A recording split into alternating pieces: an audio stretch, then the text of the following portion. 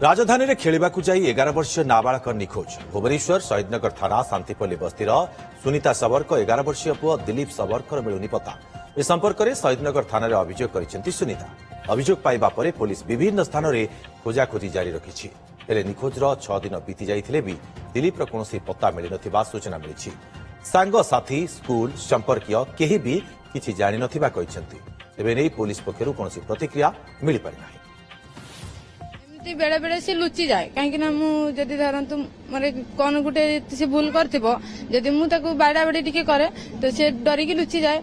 से दिन आथरे हनुमान मंदिर से धरिकी लोक देते गोटे राति से लुचिक रहा काले घर को आसिले मुझे बाड़ेबी कि राखिकी से आसिलानी अलग लोक मैंने धरिकी आणिकी देले मते मुझे दिन गला मुझे बुझाबुझी भी करी बाड़ा बाड़ी करे किंतु ता बापा को टिके डरे कहीं से इे सियाड़े पलाए बोलिकी से धमकाते टे से भयर से ये जानते कड़े हेले से दिन गला भी मुझे लोक को पचारि तथा खोजिली भी सब आड़े पाइलिनी कौटू था। पुलिस को मोर एतिक रिक्वेस्ट आर मो पिला जो भी अच्छी मत भलरे खोजिकी फेरई दिंतु कहीं गोटे मार से मैंने जापारती मार कष्ट कौन मोर आउ कई सार ना मो पिला को 3 को धरिकी मु चले से मैंने ही मोर जीवन।